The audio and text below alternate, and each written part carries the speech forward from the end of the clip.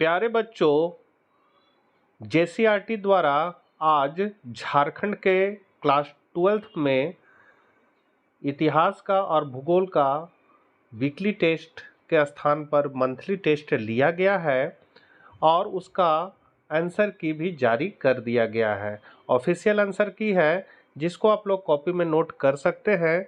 Channel पर नए हैं और आर्ट्स के विभिन्न विषयों की यदि आपको इसी तरह की न्यूज पानी है तो चैनल को जरूर सब्सक्राइब करके बेल आइकन दबाना ना भूलें, साथ ही मित्रों को जरूर शेयर करें। तो हम लोग आंसर की ऑफिशियल आंसर की को देख लेते हैं क्या क्या है। तो सबसे पहले हम लोग इतिहास को देखते हैं। एक ही वीडियो में हम लोग इतिहास और भूगोल दोनों के प्रश्नों के उत्तर को देखेंगे। तो पहले इतिहास का शुरू है कि भारतीय पुरातत्व विभाग के जनक कौन है, तो कनघिम है, पहला का ए दिया हुआ है। दूसरा है लोथल कहाँ स्थित है, तो गुजरात में है। हड़प्पा सभ्यता में बंदरगाह का प्रमाण कहाँ मिला है, तो लोथल में मिला है। सिंधु घाटी सभ्यता का आकार था, तो यहाँ पर त्रिभुजाकार हो जाएगा, जो नंबर करेक्ट है। ऑफिशियल आंसर की दिया हुआ है त्रिभुजाकार हो जाएगा। पांचवा है हड़प्पा सभ्यता का सामाजिक स्थिति का पता किससे चलता है, तो समाधान से चलता है। इसका करेक्ट आंसर समाधान ही होगा। आप लोग पांचवा का ए लगाइएगा। छठा है हड़प्पा सभ्यता की लिपि लिखी जाती है तो दाएं से बाएं। उसके बाद है लघुत्तरीय प्रश्न, हड़प्पा सभ्यता को सिंधु घाटी सभ्यता क्यों कहा जाता है, तो हड़प्पा और मोहनजोदाड़ो नगर का अवशेष मुख्य रूप से सिंधु या सिंधु नदी घाटी के आसपास से प्राप्त हुआ है। इस कारण से हड़प्पा सभ्यता को सिंधु घाटी सभ्यता कहा जाता है।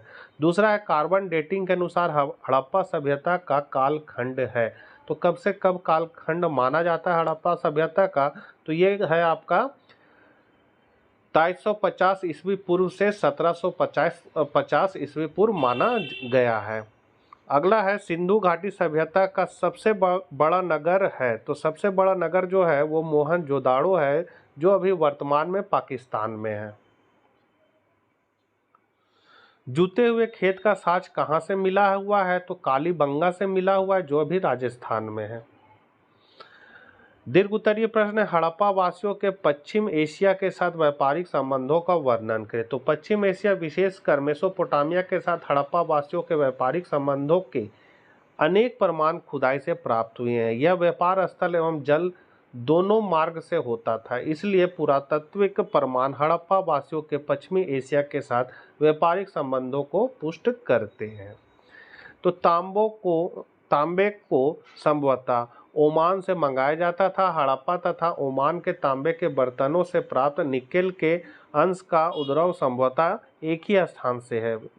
ख है हड़प्पा वासियों के शिल्पकार के लिए ईरान एवं बलूचिस्तान से चांदी सीसा ईरान से और अफगानिस्तान से मंगाया जाता था।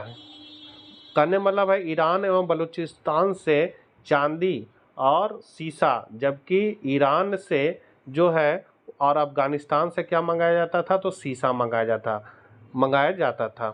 फिर है हड़प्पा वासियों के बाट मोहरे पासे तथा मनके पश्चिम एशिया के कई स्थानों से मिले हैं, जो हड़प्पा के व्यापारिक संबंध पश्चिमी देशों से पुष्ट करते हैं। ग है समकालीन सभ्यता मेसोपोटामिया से प्राप्त अभिलेखों में मेहुला शब्द हड़प्पा क्षेत्र के लिए ही प्रयुक्त होता था। फिर है हड़प्पा के मोहरों में पानी जहाज एवं नाव के चित्र मिलते हैं, यह उनके समृद्ध व्यापार को दर्शाता है। मेसोपोटामिया के लिखे में मेलुहा को नाविकों का देश कहा गया है। दूसरा क्वेश्चन है पुरातत्व हड़प्पा समाज में सामाजिक आर्थिक भिन्नताओं का पता किस प्रकार लगाते हैं, तो पुरातत्वविद सामाजिक एवं आर्थिक भिन्नता को पता लगाने के लिए अनेक विधियों का इस्तेमाल करते हैं। इनमें से दो मुख्य विधियां हैं, समाधानों का अध्ययन और विलासिता की वस्तुओं की खोज। तो समाधानों का अध्ययन हड़प्पा सभ्यता की खुदाई में प्राप्त कब्रग्राहों, जिसको हम लोग समाधान कहेंगे, के अध्ययन से स्पष्ट होता है। तो शवों को गर्तों अथवा गड्ढे में दफनाया जाता था। दूसरा है सभी गर्तों की बनावट एक जैसी नहीं है। तीसरा है कुछ कब्रों से शव के साथ मृद भांड और आभूषण प्राप्त हुए हैं। मृद भांड मतलब घड़ा हो जाता है। अगला पॉइंट है कुछ कब्र से कुत्ते का अवशेष प्राप्त हुआ है। उपर्युक्त तथ्यों के आधार पर कहा जा सकता है कि हड़प्पा में सामाजिक आर्थिक भिन्नता रही होगी। फिर दूसरा पॉइंट है विलासिता की वस्तुओं का पता लगाना सामाजिक एवं आर्थिक विभिन्नता को पहचानने के लिए विलासिता की वस्तु की खोज एक प्रमुख विधि है। इसमें निम्नलिखित तरीके अपनाए जाते हैं। क है दैनिक उपभोग की वस्तु में जैसे मृद भांड चक्की या जिसे समान वस्तुओं से पत्थर या मिट्टी से बनाया जा सकता था। दूसरा पॉइंट है विलासिता की वस्तुओं के अंतर्गत महंगी एवं दुर्लभ वस्तुएं भी शामिल थीं। इस जटिल तकनीक से बनाया जाता था। प्राप्त अवशेषों से पता चलता है कि आर्थिक भिन्नता के आधार पर ही वस्तुओं का उपयोग किया जाता था। ग है नगरों अथवा बस्तियों में निवास खान पान एवं रहन सहन वस्तुओं विशेषकर बहुमूल्य वस्तुओं का उपयोग पर भी पुरातत्वविद ध्यान देते होंगे। इन तथ्यों से स्पष्ट होता है कि सामान्य लोग समान वस्तुएं जबकि संपन्न लोग बहुमूल्य वस्तुओं का उपयोग करते होंगे। तो यहाँ पर इतिहास का खत्म हो गया। अब हम लोग भूगोल के भी प्रश्नों को इसी वीडियो में देख लेंगे। तो भूगोल का पहला क्वेश्चन आया था आपका, संभववाद शब्द का प्रयोग सर्वप्रथम किस फ्रांसीसी विद्वान ने किया था?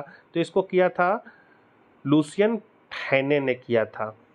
फिर है ज्योग्राफी नामक पुस्तक किसने लिखी थी? तो इसको फ्रेडरिक रेटजेल ने लिखी थी। रुको और जाओ शब्द किस विचारधारा से, मतलब रुको और जाओ का संबंध किस विचारधारा से है? तो नव निश्चयवाद से। निम्नलिखित में से किस महाद्वीप में जनसंख्या वृद्धि सर्वाधिक है? तो ये हो जाएगा एशिया। 100% शहरी जनसंख्या वाला देश कौन है? तो सिंगापुर। किसी क्षेत्र की जनसंख्या परिवर्तन का सूचक होता है? तो आर्थिक प्रगति, सामाजिक उत्थान और ऐतिहासिक एवं सांस्कृतिक पृष्ठभूमि सभी होता है। तो डी हो जाएगा इनमें सभी। फिर है भूगोल की दो शाखाओं के नाम लिखे। तो पहला है भौतिक भूगोल, दूसरा है मानव भूगोल। संभववाद क्या है? तो प्रकृति के नियम को समझकर प्रौद्योगिकी का विकास करना तथा प्रकृति को अपने अनुसार ढालना ही संभववाद है। तीसरा है जनसंख्या घनत्व को परिभाषित कीजिए। तो प्रति वर्ग किलोमीटर में रहने वाले लोगों की संख्या को जनसंख्या घनत्व कहते हैं। चौथा है जनसंख्या परिवर्तन के 3 घटक कौन कौन से हैं? तो जनसंख्या परिवर्तन के 3 घटक है जन्म दर, मृत्यु दर तथा प्रवास।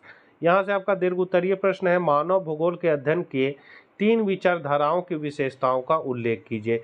तो पहला विचारधारा है निश्चयवादी विचारधारा। तो इसके अनुसार मनुष्य प्रकृति और पर्यावरण का दास है, अर्थात पर्यावरण मनुष्य के क्रियाकलापों को सामाजिक, आर्थिक एवं सांस्कृतिक रूप से प्रभावित करता है। दूसरा है संभववाद विचारधारा। तो निश्चयवाद विचारधारा के विरोध स्वरूप एक नई विचारधारा का जन्म हुआ जिसे संभववाद विचारधारा कहते हैं। इसके अनुसार मनुष्य अपनी आवश्यकताओं के अनुसार प्रकृति अथवा पर्यावरण को परिवर्तन कर सकता है। दूसरे शब्दों में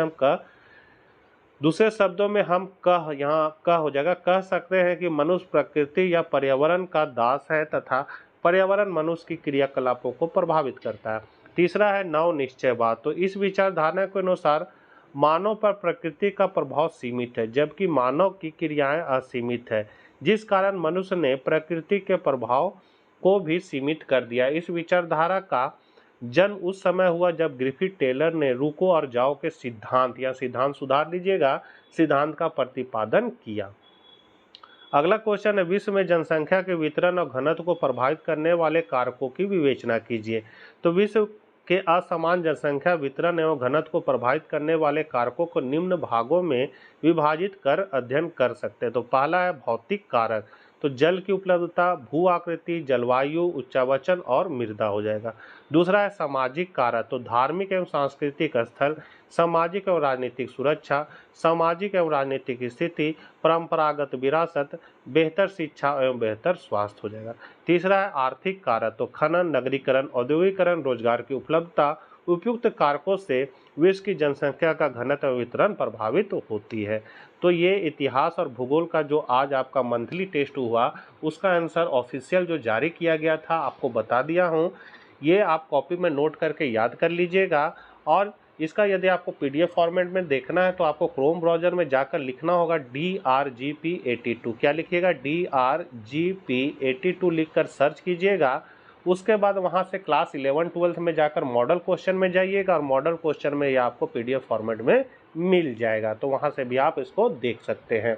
यदि आप लोगों को इसका ऐप चाहिए तो ऐप भी हम उपलब्ध करा देंगे, जिससे आपको खोजने में सहूलियत होगी। तो मिलते हैं नेक्स्ट वीडियो साथ। जय हिंद, जय भारत।